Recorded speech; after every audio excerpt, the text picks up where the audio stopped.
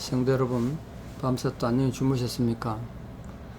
빨리 좀 날씨가 좋아지고 공기도 좋아지고 해야 좀 운동이라도 하실 텐데 걱정이 많습니다. 예, 우리 함께 그래도 주님 가까이 있으면서 주님으로부터 은혜 받기를 바랍니다. 우리 그 찬양 드리겠습니다. 338장 내 주를 가까이 하게 하면, 예전 찬송 364장입니다. 338장 예전 찬송 364장 함께 찬양 드리겠습니다. 내 주를 가까이 하게 함은 십자가 짐 같은 고생이나 내 일생 소원은 늘 찬송하면서 주께도 나가기 원합니다. 내 고생하는 거 옛 야곱이 돌베개 베고 잠 갔습니다. 금에도 소원이 늘 찬송하면서 주께도 나가기 원합니다. 천성에 가는 길 험하여도 생명길 되나니 은혜로다. 천사 날 부르니 늘 찬송하면서 주께도 나가기 원합니다. 야곱이 잠 깨어 일어난 후 돌단을 쌓은 거 본받아서 숨질 때 되도록 늘 찬송하면서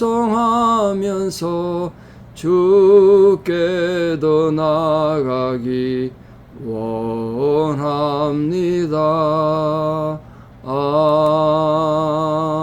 아멘.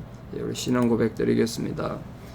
전능하사 천지를 만드신 하나님 아버지를 내가 믿사오며 그 외아들 우리 주 예수 그리스도를 믿사오니 이는 성령으로 잉태하사 동정녀 마리아에게 나시고 본디오 빌라도에게 고난을 받으사 십자가에 못 박혀 죽으시고 장사한 지 사흘 만에 죽은 자 가운데서 다시 살아나시며 하늘에 오르사 전능하신 하나님 우편에 앉아 계시다가 저리로서 산자와 죽은 자를 심판하러 오시리라.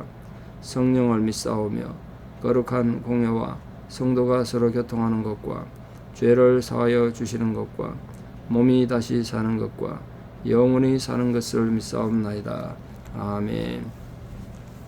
우리 2020년 9월 10일 목요일 새벽 하나님께서 주시는 말씀은 욥기 1장 20절에서 22절입니다.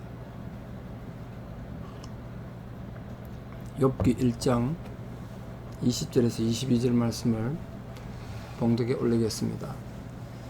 욥이 일어나 겉옷을 찢고 머리털을 밀고 땅에 엎드려 예비하며 이르되 내가 모태에서 알몸으로 나와 싸운즉 또한 알몸이 그리로 돌아가올지라. 주신 이도 여호와시요 거두신 이도 여호와시오니 여호와의 이름이 찬송을 받으실지니이다 하고 이 모든 일에 욥이 범죄하지 아니하고 하나님을 향하여 원망하지 아니하니라. 아멘. 보름달 때문에 울부짖는 늑대가 되는 사람이 있고 보름달 덕분에 신이 되는 사람이 있습니다. 비유적인 얘기입니다만 보름달 뜨면 늑대 되는 사람, 그런 고대 스토리가 있잖아요. 똑같은 상황에서 전혀 다르게 반응했다는 겁니다.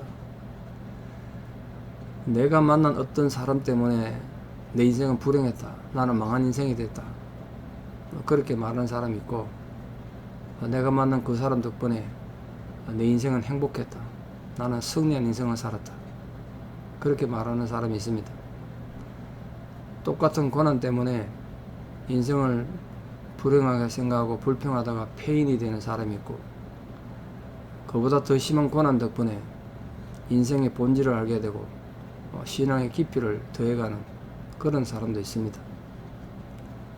개인이 가진 약점 때문에 열등감에 휩싸여서 늘 불행하게 사는 사람이 있고, 또 그보다 더한 약점을 가졌음에도 불구하고 겸손을 배우고 삶의 깊이를 더해가는 사람이 있습니다.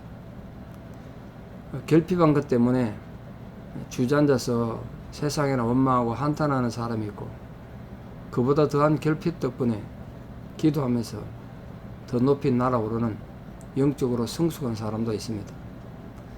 하나님의 형상대로 지음을 받은 인생은 하나님을 멀리하면 할수록 뭐뭐 때문에 나는 불행하다, 그렇게 원망하게 되고 불평하게 되고, 하나님을 가까이 하면 할수록 삶이 고통스럽고 힘들어도 덕분에 라고 감사하게 됩니다. 우리가 지금 코로나 사태 때문에 많이 힘들고 어려운 상황이 있습니다만, 내가 코로나 때문에 손해보고 불평하고 어려워진 그 삶에서 좌절하고 절망만 하는 것이 아니라, 많은 분들의 고백처럼 코로나 덕분에 하나님과 더 가까이 가게 되고 하나님을 더 깊이 묵상하게 되는 그런 은혜가 있기를 소망합니다. 이 같은 상황에서도 어떤 마음으로 사물을 바라보느냐가 그만큼 중요합니다.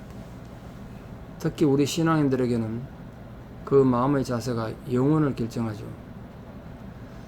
오늘 우리가 읽은 본문은 정말 신앙인에게 마음의 자세가 얼마나 중요한지를 보여주는, 성경에 기록된 숱한 사건 사람들 중에 가장 강력한 말씀이라고 생각합니다. 마음의 자세가 중요하다고 보여주는 가장 강력한 말씀.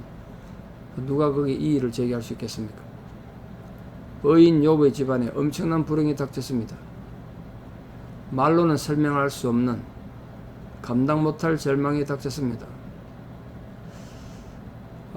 제가 생각하건대 역사 속에 기록된 인생이 겪은 불행 중에 가장 큰 불행, 가장 쓰라린 불행을 당한 사람이 아닐까, 그렇게 생각합니다. 동방의 거부였던 욥이 그 많은 전재산 하루아침에 다 약탈당하고 알거지가 됐습니다. 코로나 사태 때문에 알거지가 됐다는 거예요. 그보다 더 큰 슬프고 고통스러운 건 아들 7, 딸 3, 10명의 자식이 태풍이 불어서 집이 무너지는 바람에 한꺼번에 한날 한시에 다 죽는 비극이 닥친 겁니다. 요즘 한국도 미국도 태풍 때문에 피해 있는 지역이 많은데요, 그래서 자식이 다 죽었다는 거예요.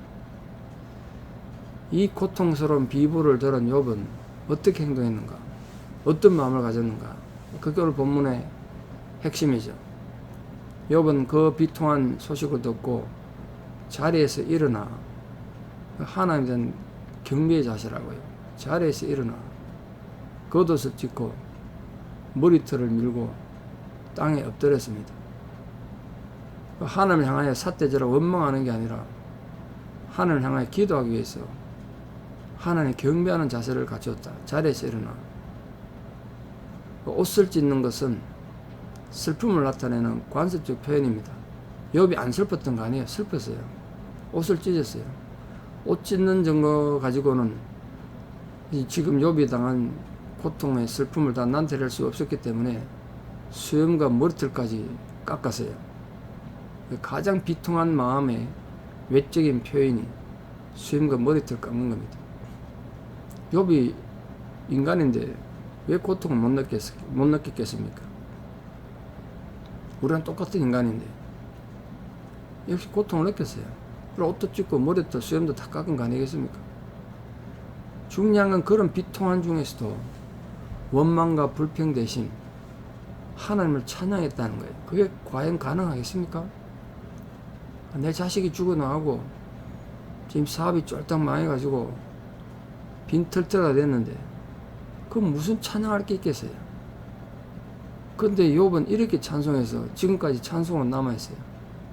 내가 모태에서 알몸으로 나와 싸운즉 또한 알몸이 거리로 돌아가올지라 주신 이도 여호와시요 거두신 이도 여호와시오니 여호와의 이름이 찬송을 받으실지니이다.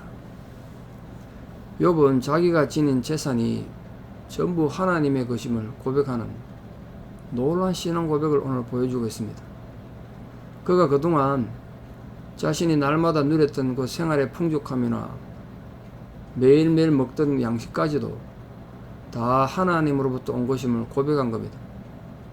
그보다 더 놀라운 신앙 고백은 10명이나 되는 자식들의 죽음조차도 단순한 불행으로만 생각하지 않았다는 거예요. 그 자식들조차 하나님이 주신 것이고 자식들의 진정한 주인은 하나님이라고 고백한 것입니다. 결국은 부활에 대한 소망이 있었기 때문에 자식들 죽음 앞에서도 찬송할 수 있고 그 고통을 이겨낸 거겠죠. 욥은 그 끔찍한 불행 앞에서도 그토록 놀라운 신앙 고백을 찬양하러 나타낸 겁니다. 범사에 감사하라는 하나님의 명령에 순종하는 행동이 아닐 수가 없죠. 하나님은 어떤 시내에서든 찬양하는 자를 잊지 않으시고 그의 눈에 흐르는 눈물이 축복이 되게 하시고 그 눈물을 다 씻어주시는 분이십니다.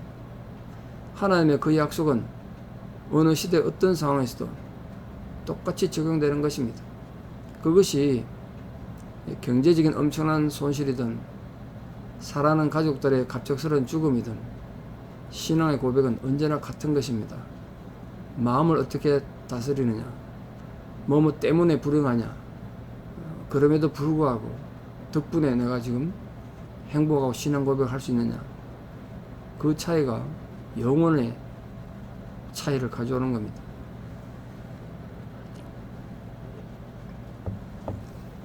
김영성 목사님이라는 목사님이 계신데요. 아들이 동철이라는 아들이 있습니다. 아들이 동철이 대학교 들어가던 해에 하나님 부름받고 갑자기 하늘로 갔습니다. 이분에 대한 얘기를 한번 했던 것 같은데요. 청년부에서 수련회 가서 갑자기 사고로 죽었어요. 아버지가 자신은 인생을 살만큼 살았으니 자기가 먼저 하늘나라 가야 되는데 오히려 아버지가 살아있다니 말도 안 되는 상황 속에서 눈물밖에 나오지 않았습니다. 차라리 내가 죽을 걸, 이게 웬일이냐, 사랑하는 아들아, 이게 웬일이냐. 그리고 목사님은 하나님 왜 제 아들을 먼저 데려가셨습니까? 교회에서 믿음으로만 자란 아들이 무슨 죄를 지었습니까? 제가 무슨 죽을 죄를 지어서 아들이 이렇게 나보다 먼저 죽는 그런 고통을 당하고 아들에게 죄를 씌운 겁니까? 하나님의 무한하신 사랑을 하나님을 섬기는 목사 아들에게는 주시지 않는 겁니까? 왜 하나님의 사랑을 목사 아들에게선 거두시는 것입니까? 이 목사님이 억장 무너지는 아픔이 느껴져서 하루에 수도 없이 그렇게 하나님께 투정을 부렸대요. 이해되지 않습니까? 이렇게 빼앗을 거면 왜 주셨는지, 왜 이런 말도 안 되는 고통을 당해야 되는지, 도대체 그 이유가 뭔지. 지난주 설교 드린 것처럼 도자기 한 조각밖에 안 되는 존재가 창조주 하나님께 이제 시비를 건 거죠. 수많은 의문이 그에게 있어서 말할 수 없이 고민이 됐겠지만 상당한 시간이 흐른 후에 목사님은 하나님 뜻을 깨닫게 됐다는 거예요. 그래서 오늘 이 욥의 고백을 했다는 거예요. 내가 모태에서 알몸으로 나와 싸운 자 또한 알몸이 거리로 돌아가올지라 주신 이도 여호와시오 거두신 이도 여호와시오니 여호와의 이름이 찬송을 받으실지니이다. 그래 덥석 하나님을 찬송하는 욥의 찬송을 이제 하게 된 겁니다. 욥이 또한 그런 찬송을 한 거죠. 욥의 고백을 한마디로 하면요, 공술의 공수가 아니겠습니까? 빈손으로 왔다 빈손으로 가는 거잖아요. 하지만 막상 이 어려움이, 이 고통이 사건화돼서 나에게 닥친다면 누구나 쉽게 아멘하고 긍정할 수 있겠습니까? 과연 나는 빈손으로 왔으니 빈손으로 갈 자신이 있습니까? 특히 지금 코로나 사태로 인해서 정말 빈손으로 살아가야 되는 어려운 가운데 있는 분들이 너무나 많습니다. 그렇다면 욥의 신앙 고백은 지금 우리들에게 특히 더 필요한 거 아니겠습니까? 위기와 절망의 시대를 맞이했지만 우리도 하나님 앞에 마음을 올바르게 가짐으로써 모든 고난을 이겨내는 신앙의 고백할 수 있는 그 기쁨의 고백할 수 있는 위대한 믿음의 승리자들 다 되시기를 주님 이름으로 축원합니다.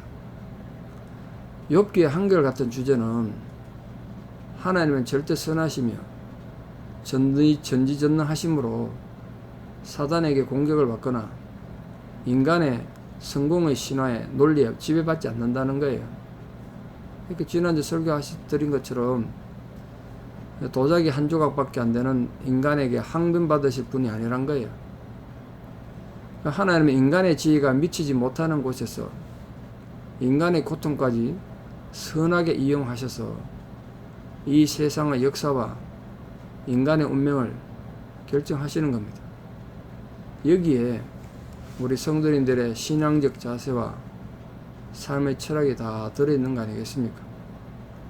이 세상에서 소유하고 있는 그 무엇에도 그러니까 우리가 너무 소유의식을 가지고 집착하는 건 어리석은 거예요. 언젠간 빈손으로 가야 되는데요. 하나님은 주시기도 하시지만 뺏기도 하시는 분이세요. 그게 욥의 고백이잖아요. 하나님 주실 때는 감사하고 가져가신다고 우리가 원망하면 되겠냐? 그게 욥의 고백이었습니다. 그렇다면 우리 신앙인이 갖추어야 될 신앙적 자세와 삶의 철학, 우리 마음가짐은 어때야 되겠습니까? 첫째, 소유의식, 내 것이라는 생각을 버려야 돼요. 성도는 모름지기 낡아 빠진 세상의 소유의식을 버리고 하나님께 소유되기 위해 주님께로 달려가는 그런 성숙한 성도가 되기를 바랍니다.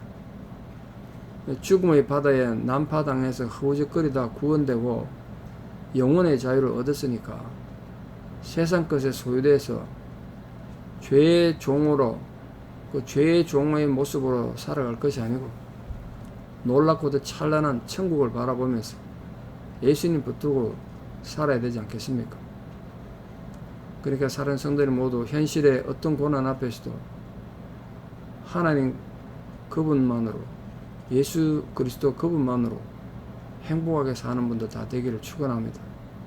둘째로 나누는 삶을 살아야 됩니다. 지난주 설교 드린 것처럼 교회는 우리를 희생해서 세상의 행복을 위해 사는 존재 아니겠습니까? 지난주 설교에 너무나 많은 분들이 뜨겁게 반응을 해주셔서 저도 조금 놀랐는데요. 우리 뭐 같은 생각이 아닌가 그렇게 생각합니다. 제 마음이 여러분 마음이라 그렇겠죠. 니체는 알다시피 하나님 없다고 주장한 무신론자입니다. 하지만 우리가 신앙적으로 그에게서 좀 들어야 될 말이 있어요. 니체는 값진 삶을 살고 싶다면 아침에 눈을 뜨는 순간 생각하라 그렇게 말했어요. 뭘 생각하라고 그랬냐면 오늘은 단 한 사람을 위해서라도 좋으니 누군가 기뻐할 만한 일을 하고 싶다. 그래 베푸는 삶을 살아야 된다는 거 얘기했다고요. 평상시에 누군가와 나누고 싶다는 생각을 가지고 살면 마음이 조금은 여유로워지지 않겠습니까? 행복과 기쁨은 재물이나 지위에서 얻는 것이 아니라 주변 사람들에게 나눠주는 데 오는 겁니다. 그래서 주 예수께서 친히 말씀하신 바 주는 것이 받는 것보다 복이 있다 하심을 기억하라. 그 바울이 그렇게 말했는데 나누고 베푸는 삶을 통해서 더 행복을 느끼며 사는 복된 하나님 자녀들 되기를 축원합니다. 비록 우리가 코로나 때문에 힘들고 어렵지만 마지막 세 번째로 모름지기 우리 성도님들은 하나님의 이름 높이며 찬송하는 삶을 살기를 바랍니다. 우리가 기쁘고 즐거울 때만 찬송하는 게 아닙니다. 슬플 때도 찬송을 할 수 있는 거예요. 여호와의 이름이 찬송을 받으실지니이다. 욥은 자녀들과 재산과 그의 모든 것을 잃고도 오늘 본문에 보니까 오히려 하나님을 찬송했습니다. 여기서 욥을 하여튼 범상치 않은 신앙적 초월자로만 생각하지 마십시오. 세상을 보는 관점을 바꾸면, 마음을 새롭게 하면 누구나 가능한 일입니다. 마음을 바꾸면 세상이 지금 다르게 보이는 거예요. 지금 우리 성도님들이 어려운 가운데 있는데 우리 마음의 자세를 잘 가지기를 바랍니다. 내가 세상에 올 때 가지고 온 것은 하나도 없지만 이런 것이 당연한 거다. 하나님이 가져간 건 하나님 주인이니까 내가 불평할 수 없다. 그렇게 생각을 바꾸면 마음이 편안해지지 않겠습니까? 찬송은 모든 고난과 결핍과 불행을 이기는 비결이라는 걸 잊지 마시기 바랍니다. 우리는 모든 사건에 대해서 그러므로 섣불리 판단하지 말아야 됩니다. 특히 불행에 대해서, 불행한 상황 앞에서 입으로, 마음으로 죄짓지 않도록 주의하십시오. 그건 내게 벌어진 일일 뿐 아니라 다른 사람에게 벌어진 상황도 마찬가지예요. 오히려 오늘의 불행이 내일의 축복의 통로가 될 수도 있다고요. 욥은 말할 수 없는 불행 중에서도 평정을 유지하며 하나님을 찬양할 수 있었던 것은 그의 모든 소유가 하나님의 것임을 알았기 때문입니다. 우리가 찬송하는 이유 또한 하나님 주신 재산이나 자녀들 때문이 아니라 하나님의 구원과 은혜의 축복이 있기 때문 아니겠습니까?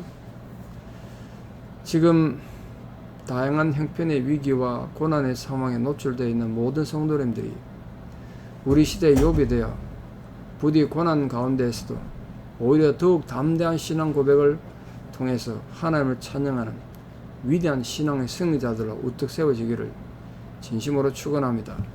기도드리겠습니다.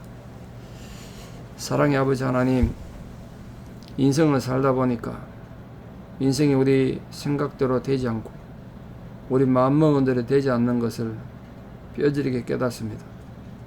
우리가 원한 것도 아니고 누가 계획한 것도 아닌데 이 코로나 사태로 인해서 우리 삶의 근본이 흔들리고 많은 어려움을 겪는 상황 속에 있습니다. 또 어떤 분들은 질병으로 또 여러 가지 고통과 어려움으로 마음 상한 아픔을 느끼고 있습니다. 그러나 오늘 의인 욥의 신앙의 고백, 그가 끔찍한 불행 속에서도 드렸던 위대한 승리의 찬양을 우리 사랑하는 모든 성도님들도 힘차게 부름으로써 그 마음 자세를 새롭게 하여 이 고난을 재해석하고 긍정하고 하나님을 찬양하는 승리자들 되게 도와주시옵소서. 부디 우리 성도님들의 마음을 주께서 다스려 주시고 성령의 은혜가 있어서 내가 때문에 불행하다가 아니라 덕분에 신앙의 성장을 가져왔다고 위대하게 외칠 수 있는 믿음의 승리자들 다 되게 도와주시옵소서. 이제는 우리 주 예수 그리스도의 은혜와 하나님 아버지의 만극하신 사랑과 성령님의 위로 교통 역사하심이 주를 찬양하고 슬픔과 고난 가운데서 하나님을 높여드리는 사랑하는 성도님들의 신앙의 고백 위에 이제부터 영원토록 함께 하시옵기를 간절히 축원하옵나이다. 아멘. 여러분 오늘 하루도 믿음으로 승리하시고 다 건강하시기 바랍니다. 감사합니다.